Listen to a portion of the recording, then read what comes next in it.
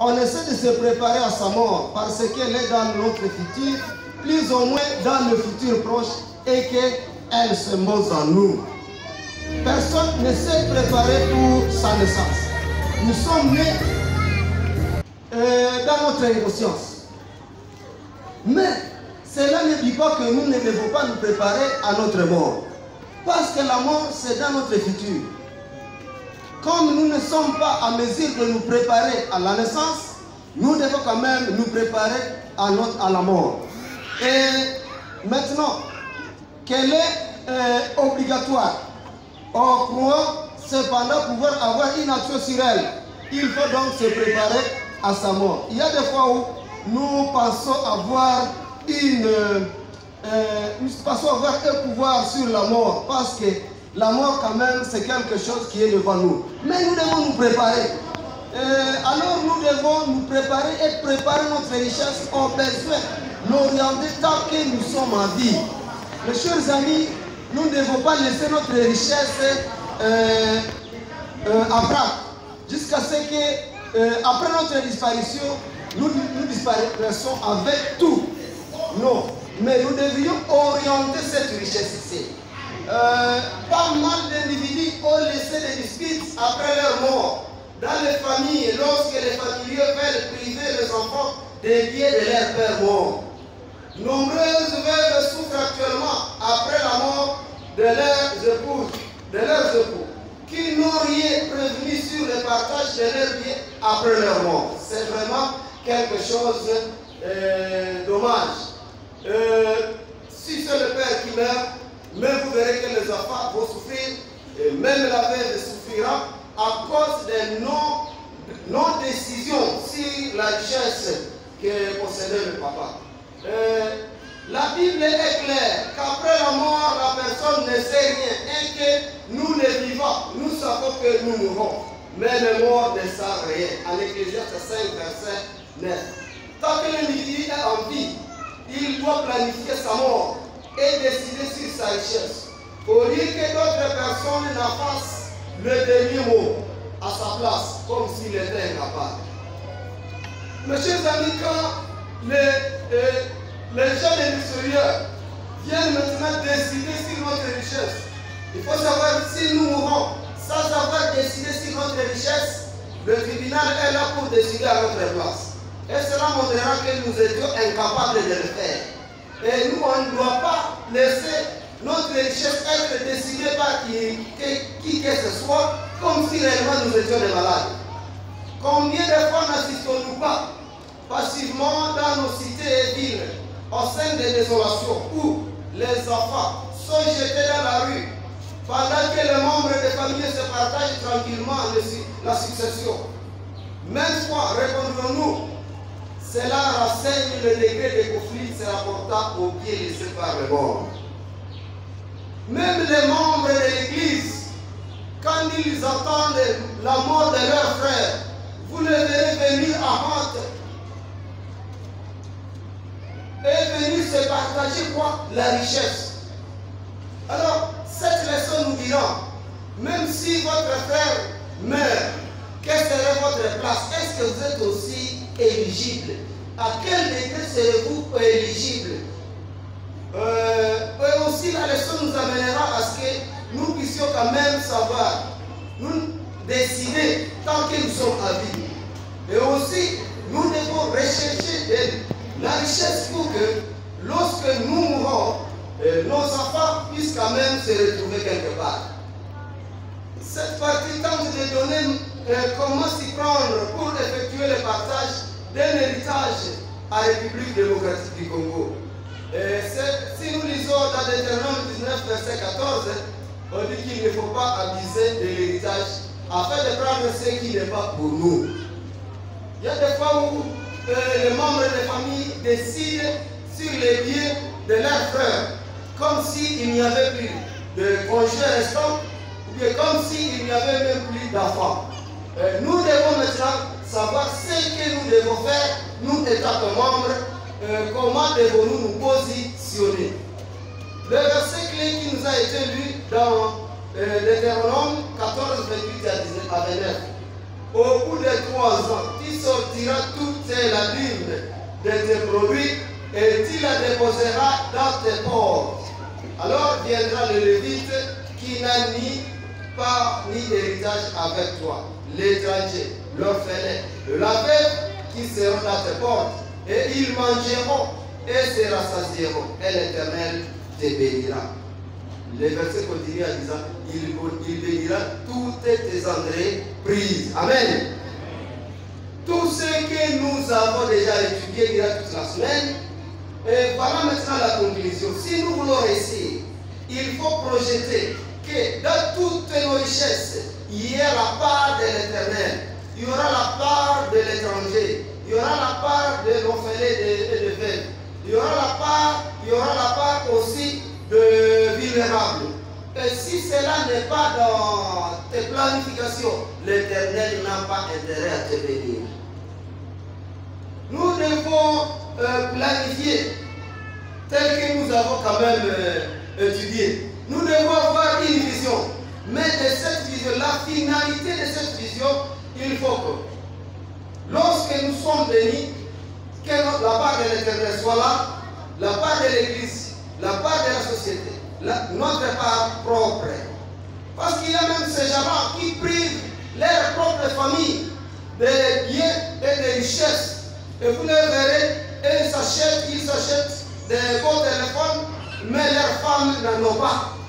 Ils s'achètent des véhicules, des beaux véhicules, des beaux véhicules, mais leurs femmes n'en ont pas. Aucun jour, les enfants n'en profiteront pas.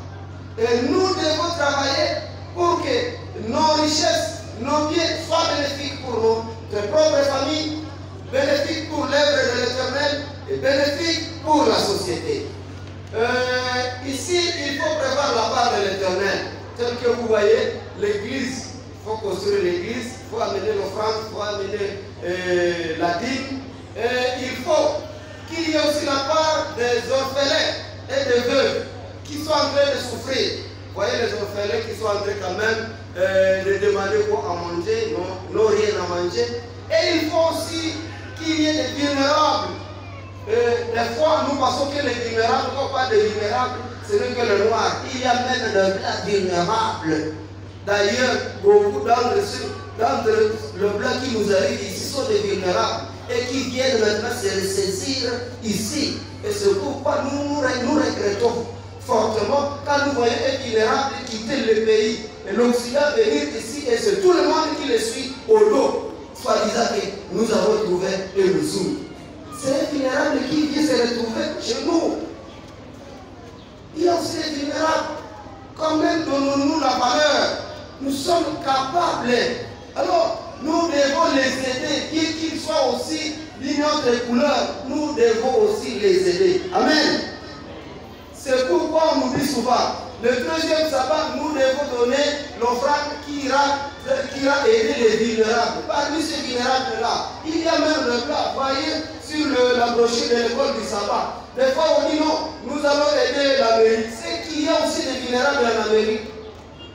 On vous a souvent tombé par des photos, comme on peut prendre une photo de la galerie GTV et la voyer, dit non, non, voici maintenant la ville de Butembo. C'est comme s'il n'y a même pas une maison, une case à paille. Alors qu'il y en a. Et c'est ce qu'on nous amène ici. Des vulnérables sont partout. Partout. Et par toutes les races, il y a toujours des vulnérables.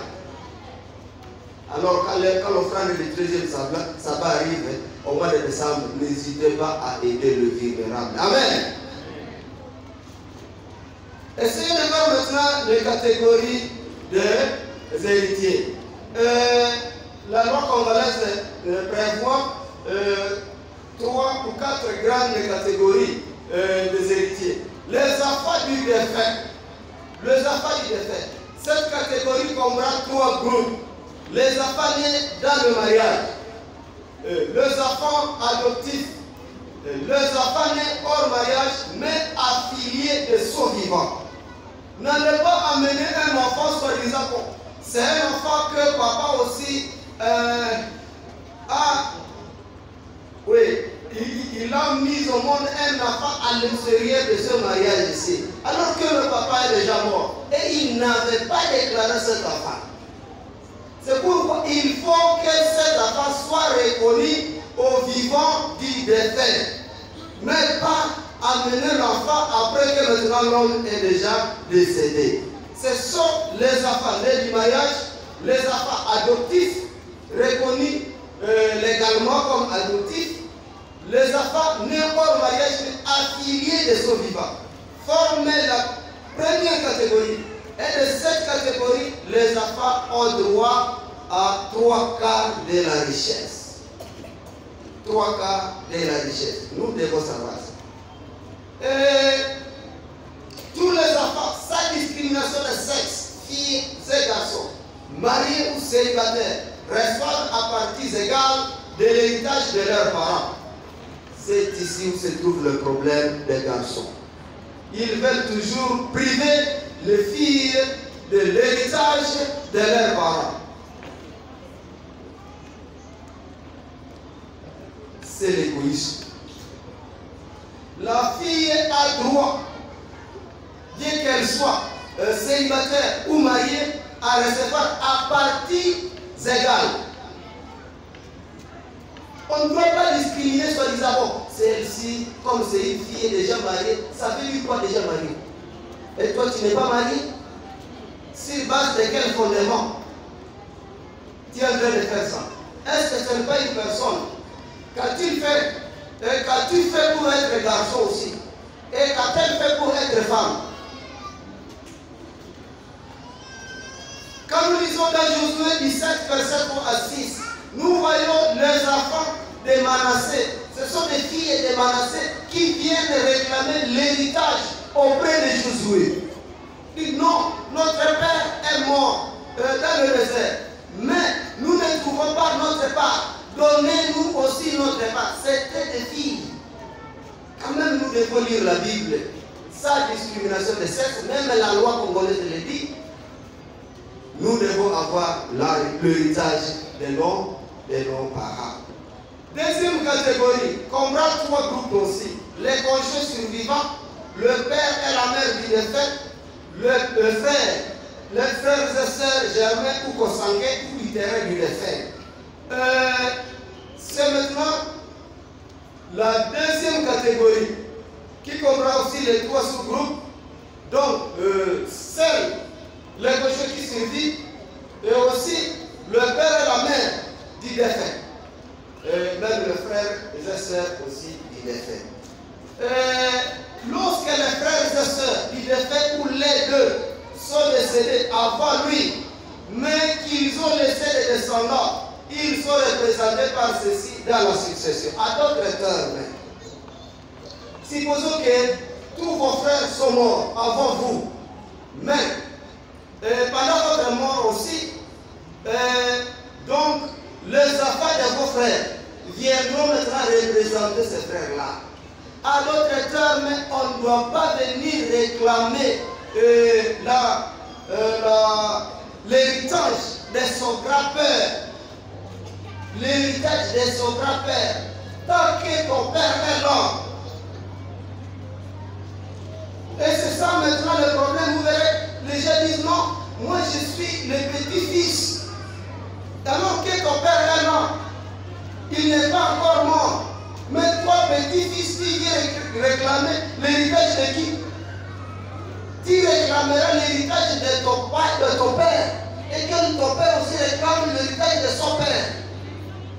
Maintenant, si ton père est mort, c'est là maintenant qu'on va t'appeler de devenir représentant. Tu viens comme un représentant de ton père. Mais on ne doit pas représenter le père tant qu'il est encore vivant. Est-ce que nous comprenons tous les petits-fils? Vous allez réclamer l'héritage de ton père et non de ton grand-père, tant que ton père vit encore. Les oncles, les tantes paternelles ou maternelles constituent la 3e catégorie des héritiers de la succession. Et lorsque les oncles, tantes paternelles ou maternelles du décus ou du défunt, où les deux sont décédés avant lui, mais qu'ils ont laissé des descendants. Ils sont représentés par eux, par ceux-ci, dans la succession. Il y a une autre. Lorsque les décurius ne laissent pas d'héritier de la première et de la deuxième catégorie, les oncles et les tantes paternelles ou maternelles sont appelés à la succession conformément aux dispositions de l'article 758 Code de la famille. Le partage s'opère entre eux par égale portion. À supposer que les décurius, les défunts, n'a pas eu d'enfant. Même les frères ne sont pas là, n'a plus de frères. Et à supposer que peut-être il n'y a plus de conjoint ou il ne s'est pas marié, il était célibataire. Alors c'est à ce niveau qu'on parlera des tantes paternelles et maternelles viendront maintenant aussi à la succession.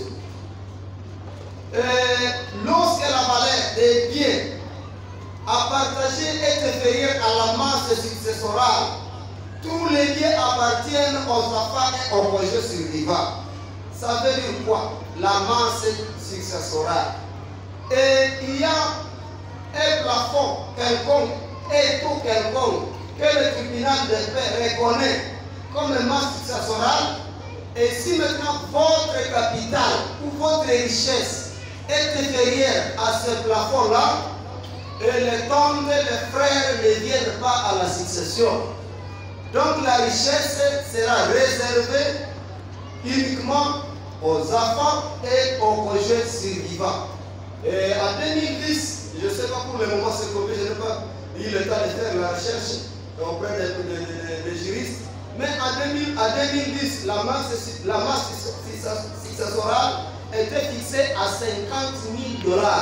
C'est que l'équivalent, la valeur de ton patrimoine, si elle n'arrive pas à 50 000 $, toutes les autres catégories n'ont pas accès. La richesse reviendra à qui? Aux enfants et aux conjoints. Parce que les enfants prendront les 3 quarts, alors que les conjoints prendront aussi les 1 quart. À d'autres termes, si on parle de tantes paternelles ou oncles paternels maternels, il faut se disputer, se partager les 1 quart avec les conjoints. C'est pourquoi la loi dit non.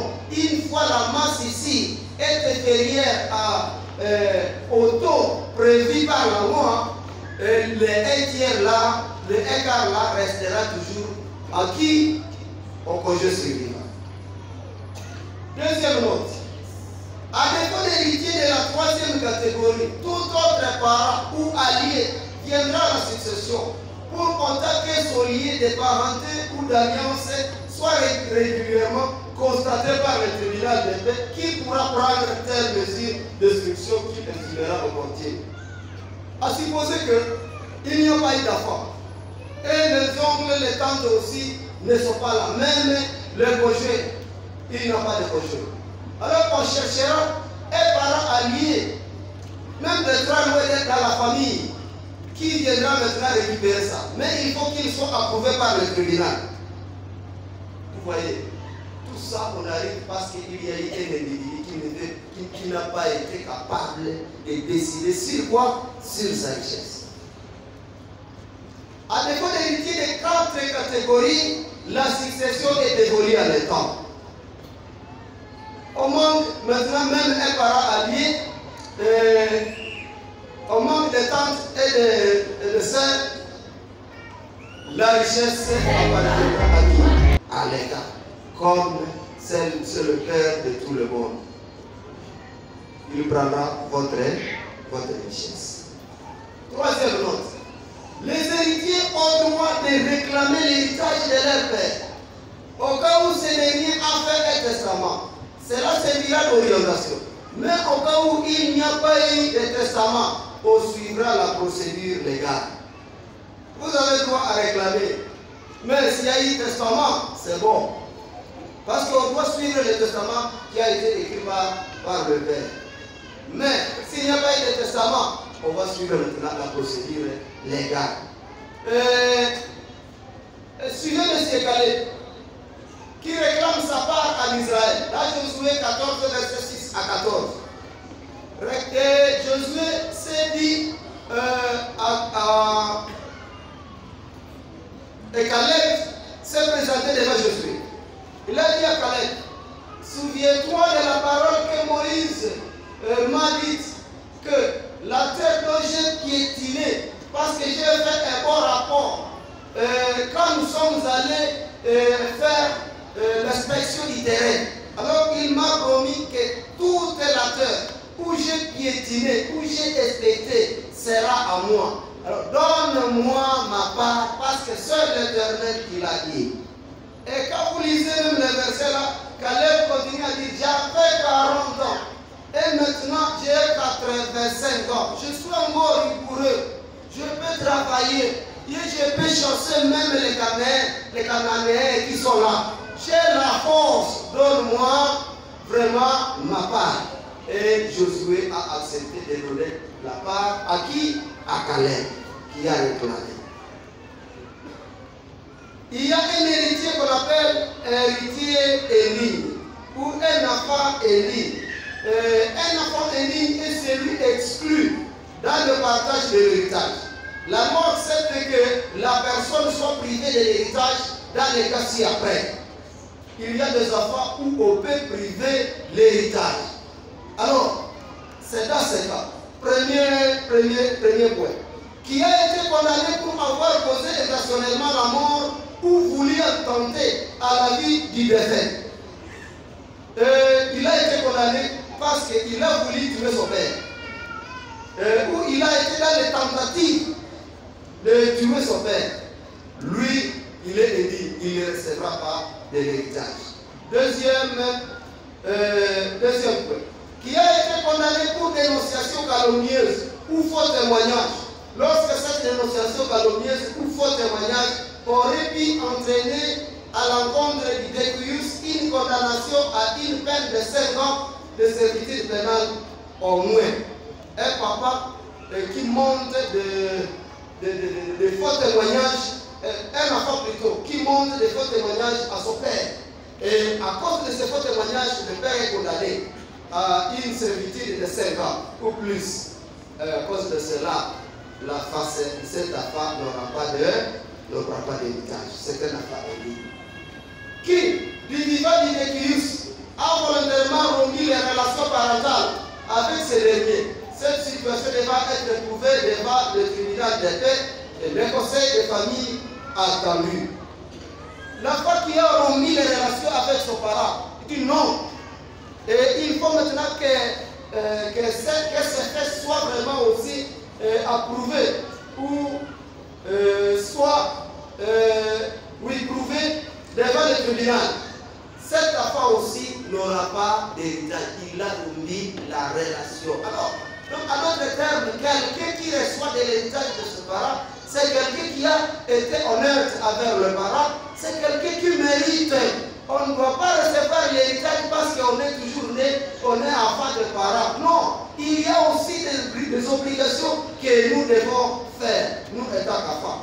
Qui au cours des soins a devoir apporter au décueillus lors de sa dernière maladie, a délibérément négligé de les donner, alors qu'il était tenu conformément à la loi ou à la coutume. Vous n'avez pas pris des soins pendant la dernière maladie de votre père. Et vous avez négligé le papa, ou le parent, ou la maman. Et ne vous attendez pas maintenant à quoi? À l'héritage. Qui, abusant de l'incapacité physique ou mentale du décueillus, a capté dans les 3 mois qui ont précédé son décès tout ou une partie de l'héritage. Voyez que papa n'a plus encore de force et il est aussi peut-être détraqué d'une manière de façon mentale. Vous avez même profité de cette occasion de prendre une partie de l'héritage ou vous prenez même tout et vous allez cacher quelque part. Et si vraiment c'est fait éprouvé, tu n'auras plus droit à l'héritage, qui a intentionnellement détruit ou fait disparaître ou altérer les derniers testaments d'Idécrius à son insu, de celui-ci, à l'issue de celui-ci, ou qui s'est prévalu à connaissance de cause des faux témoignages ou des testaments devenus sans valeur. Il y a des fois où on peut détruire un testament parce que le testament donnait ceci à ceci à ceci. Alors on dit non, non, je n'ai pas falsifié.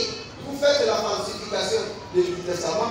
Soit vous montrez maintenant un testament sans valeur. Vous parce qu'il y a un testament sans valeur, c'est lequel? C'est par exemple, à la fin de l'année, le papa et la maman peuvent encore s'asseoir pour discuter encore sur le répartage. Alors peut-être que toi, tu gardes l'Ancien Testament, parce que l'Ancien Testament là, te donnait plus de valeur. Alors quand on fait encore le répartage à nouveau, pendant maintenant le partage de la succession, tu arrives avec ce faux témoignage-là. Et tu es un escroc aussi. On va te faire quoi? On va te carter. Le testament est un acte personnel du Décrius ou du défunt par lequel il dispose pour le temps où il ne sera plus de son patrimoine, le répartit, détermine ses héritiers et fixe le dispositif tutélaire, funéraire ou de dernière volonté que la loi n'interdit pas auxquels des effets juridiques sont attachés. Un testament, c'est un document que Décrius, avant qu'il meure, il peut rédiger, il peut décider sur la manière de partage de ce bien. Alors, il doit le faire conformément à la loi. Il ne doit pas le faire comme il veut. Parce qu'il y a des parents-là qui disent non, celui-ci, il est encore petit. Bon, comme il est le petit, donnez-lui autant. Et comme celui-ci, c'est le frère aîné, donnez-lui aussi ceci. Vous ignorez que même le petit là, il va croître, il sera aussi comme celui que vous dites qu'il est déjà gravé. Bien qu'il est encore petit, donnez toujours sa part égale à la part des autres. Qu'il n'y ait pas de préférence dans le testament. Mais il y a des fois où nous faisons des préférences, nous disons non, non, c'est elle, il est toujours près de moi, je vais d'abord le faire plus que ce votre ici. Et alors quand vous allez mourir, ça sera maintenant des combats. On va poser des questions. Pourquoi tu as dit ça alors que nous autres, nous n'avons pas eu? Et on dira non, c'est le Père qui m'a donné. Non, il t'a donné ça en qualité de qui? Et sur base de quoi? Pourtant, tous sont des affaires. Pourquoi rédiger un testament? Le testament est un écrit par lequel une personne majeure prend des décisions et elle précise ses volontés pour la période qui suivra son décès. Je vais vous dire que quand vous êtes enfant mineur, tout le bien que vous avez chez vous, vous n'avez pas de décision sur ça. Même si on t'initie à faire quelque chose et que tu gagnes de l'argent, même si on ouvre un compte bancaire pour toi, c'est lui qui a une décision sur ça. C'est qui? Sont les parents. Parce que tu es mineur. Par testament, il est possible d'organiser la répartition de son patrimoine et désigner les bénéficiaires. À Josué 11 et 23, Dieu avait désigné Monsieur Josué d'aller faire quoi? D'aller faire le partage de la terre quand on sera à Canaan. Désigner plusieurs chargés de veiller à la bonne exécution de ces dernières volontés. Testament aide aussi à régler des questions personnelles et indiquer la personne qui aura la charge de prendre soin de ses enfants en cas de décès accidentel. C'est aussi un problème ici. Il y a des fois où quand le frère d'Idécrius voit qu'il a beaucoup de richesses, il vient et dit non, nous allons garder les enfants. Et la femme ne peut rentrer chez elle et nous allons nous occuper des enfants. Justement, Il dit ça parce que vous n'aviez pas décidé qui pourra s'occuper de ces enfants mineurs-là. Si vous aviez déjà décidé sur cette question, ils n'auront plus encore à dire ça. Et quand ils disent non, nous allons nous occuper des enfants, ce ne sont pas les enfants comme tels, mais ils parlent de quoi? Ils disent quoi? La richesse. Quand ils vont dilapider tout, ils vont maltraiter les enfants. Ils vont commencer à dire d'ailleurs toi qui es enfermé. D'ailleurs toi qui es enfermé. Il ne faut pas dire à un enfant qu'il est orphelin. Lui-même sait qu'il est orphelin. Et quand tu dis est-ce que tu sais que tu es orphelin? Ça veut dire quoi? Ça veut dire quoi? Le problème qui est là, c'est la mort accidentelle. Parce que quand on est malade, des fois les grands-parents faisant appeler les responsables et même ses enfants, et ils donnaient des testaments oraux. Ils disaient telle chance c'est pour tel, ceci c'est pour tel, ceci c'est pour tel. Ça c'est possible. Mais quand dans la mort accidentelle, par accident, c'est tellement difficile. Et actuellement la mort nous suit partout. Avec ce type de développement ici, la mort aussi est rapide. Tu es en train de te balancer à pied, mais il y a un véhicule qui vient te flanquer par terre et tu meurs. Tu peux dire non, moi je ne vais pas quand même utiliser la moto. Je vais utiliser quoi? Le véhicule. Même c'est le même véhicule qui va te faire quoi? Tu veux dire non, moi nous avons déjà construit un portable ici, un étage, mais quand tu descends sur les escaliers ici, il faut savoir que c'est de la mort. Oui, quand tu es en train de descendre sur ces escaliers, le développement vient et il nous amène aussi la mort à tout moment. Les accidents sont là. Tu voudrais arriver vite d'écouter moi à Goma, qui prend maintenant le vol. Mais s'il y a maintenant un problème, le crash d'avion, qu'est-ce que vous allez quitter? Vous mourrez. Ça veut dire quoi? Nous devons nous préparer à tout moment. Même ici, quand tu quittes ici, va maintenant faire le testament parce que tu ne sais pas. Tu ne sais pas compter tes genoux. Il faut aussi organiser ses obsèques. Quand on fait le testament, il faut organiser les obsèques. Nous avons dit que Monsieur Joseph d'Arimathée avait organisé ses obsèques. Il avait déjà préparé la tombe. Il dit non, c'est ici où je serai enterré. Et c'est à cause de cela qu'il est venu et réclamer le corps de Jésus. En disant non, donne-moi son corps, je pars l'enterrer. Et il l'a mis dans la tombe, dans sa propre tombe neuve qu'il s'était déjà préparé. Parlons maintenant du remariage. C'est ça le problème. Le remariage et la succession. Les droits du conjoint survivant et les enfants des premiers lits. Enfants des premiers lits, vous venez de perdre votre parent et vous êtes confronté au nouveau conjoint à l'ouverture de la succession. Il est assez fréquent que les enfants des premiers lits ne s'attendent pas avec le nouveau conjoint. Il y a vraiment des causes.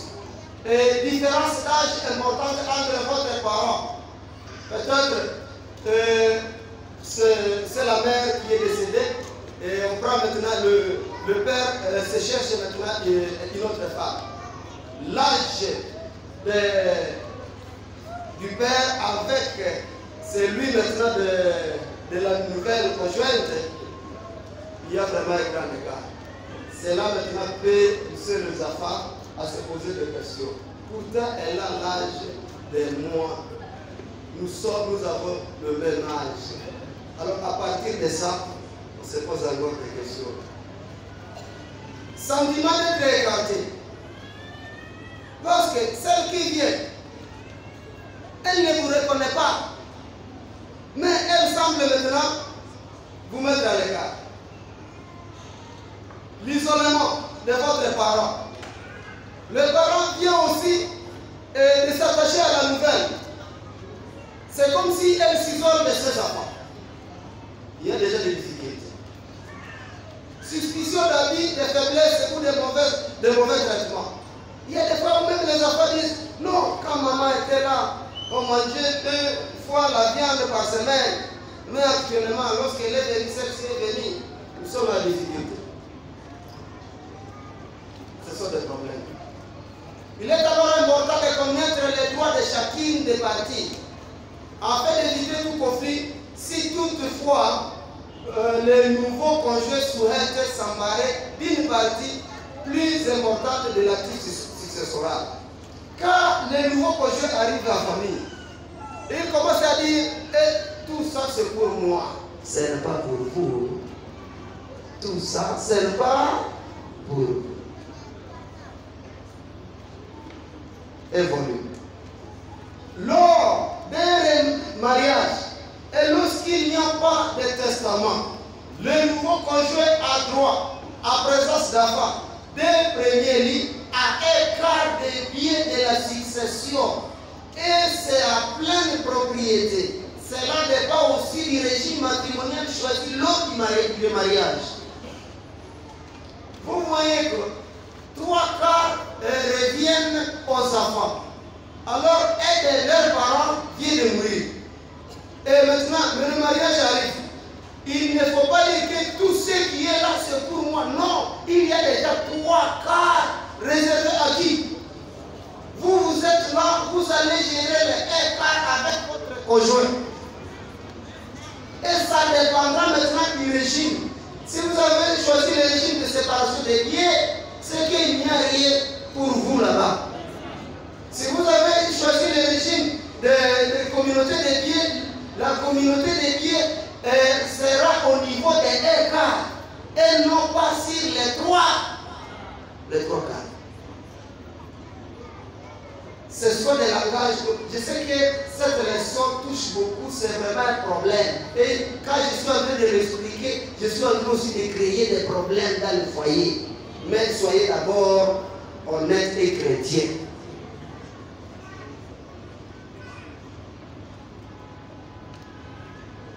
Et peut-être c'est à cause de cela qu'on l'a rangé au dernier lieu passé. Si vous resterez encore de murmurer, on aurait déjà fait quelque chose. Et on va repartir. Continue. Les enfants des premiers lits gardent quant à eux leur part réservataire qui leur revient des droits. Soit le 3 quarts restant à part égale. Pour ce fait, avec l'aide de l'expérience d'un avocat expert en droit de succession, il vous orientera. Et avant que je quitte cette partie, il faut savoir si c'est une femme qui est encore venue à la 2e position. Donc la première femme a décédé et maintenant on a épousé la 2e.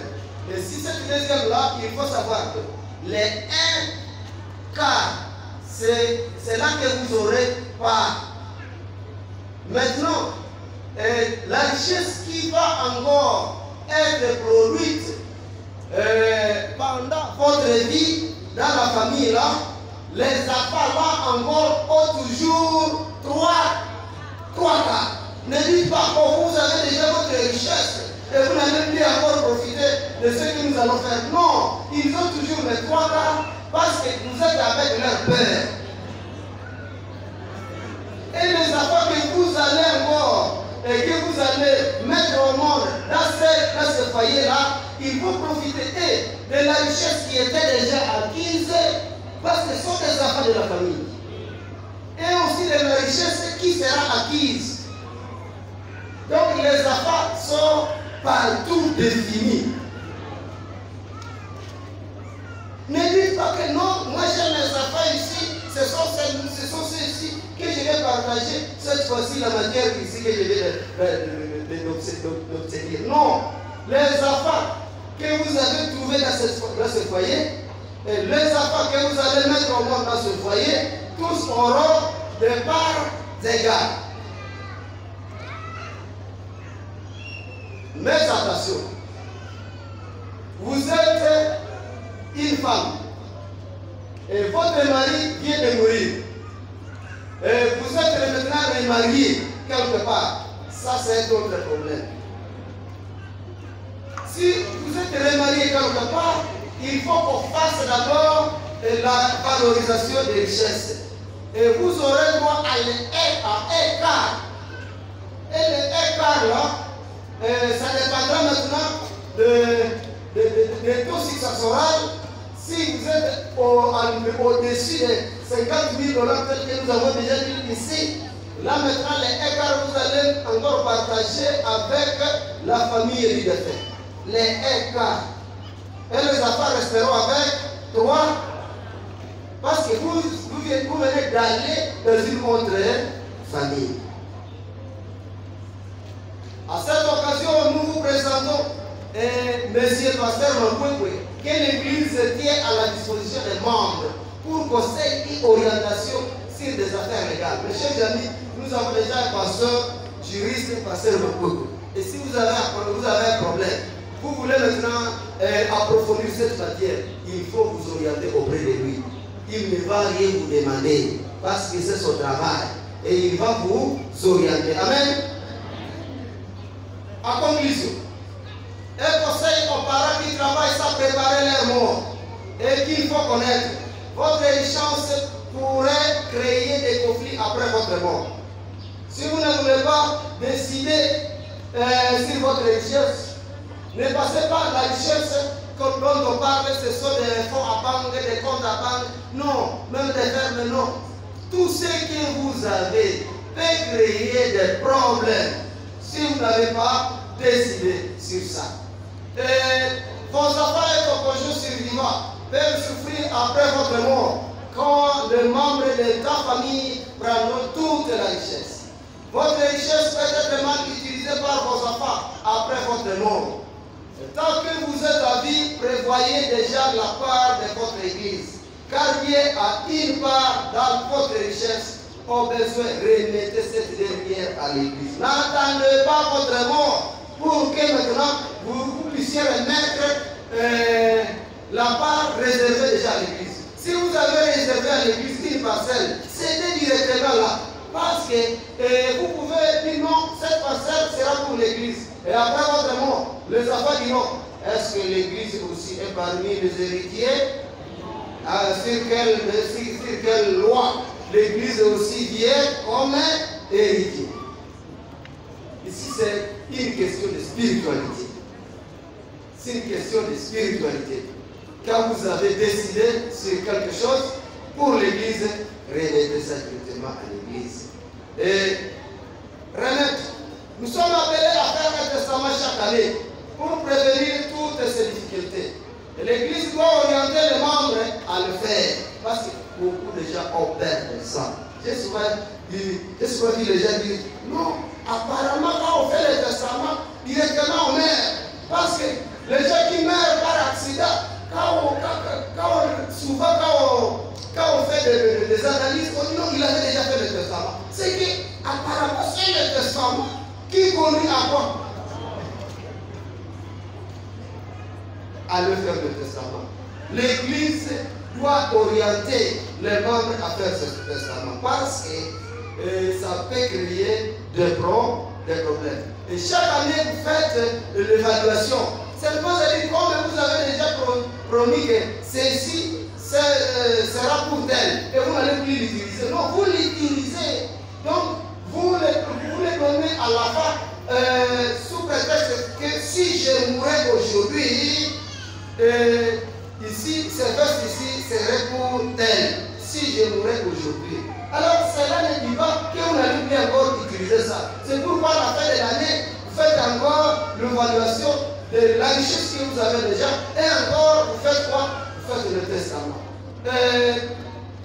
As-tu prévu la part de Dieu dans ta richesse? Comment as-tu prévenu les conflits? Quelles précautions as-tu prises pour protéger ton conjoint et tes enfants après ta mort? Mes chers amis, est-ce que tu aimes réellement ton conjoint? Est-ce que tu as prévu la vie de ton conjoint après ta mort? Est-ce que tu as déjà planifié ça?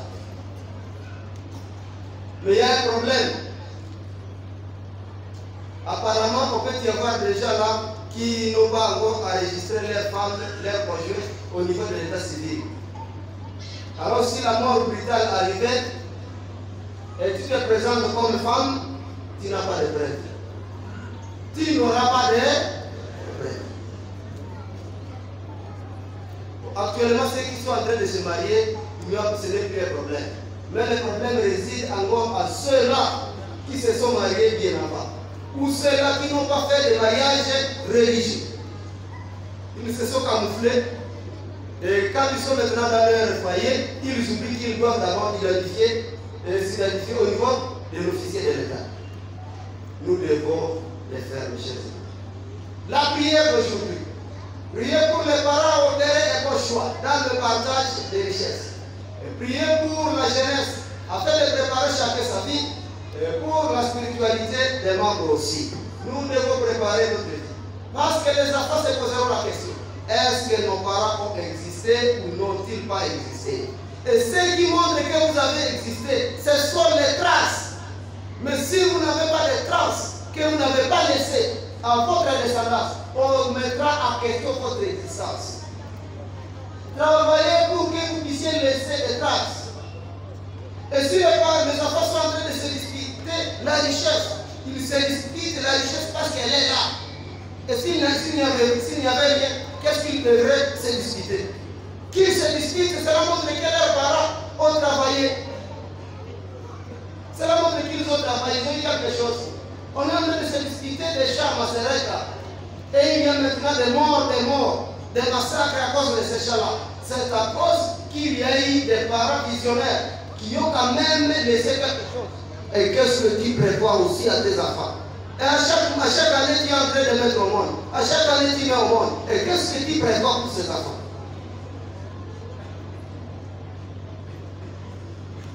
Tu es en train de faire encore une vision à la richesse de tes grands-parents. Tu es à la 4e génération. Mais tu es en train toujours de faire référence à la richesse laissée par un ancien, un ancêtre de la 4e génération.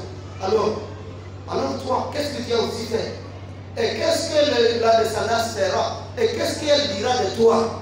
Mes chers amis, il y aura des gens qui seront considérés comme s'ils n'ont rien existé, ils n'ont pas existé sur cette terre, car ils n'ont rien laissé quelque chose qui pourra ainsi aider leur descendance, ou qui pourra quand même faire souvenance de leur nom. La chose que nous pouvons maintenant faire, il y a deux. Il faut enseigner tes enfants à être spirituels.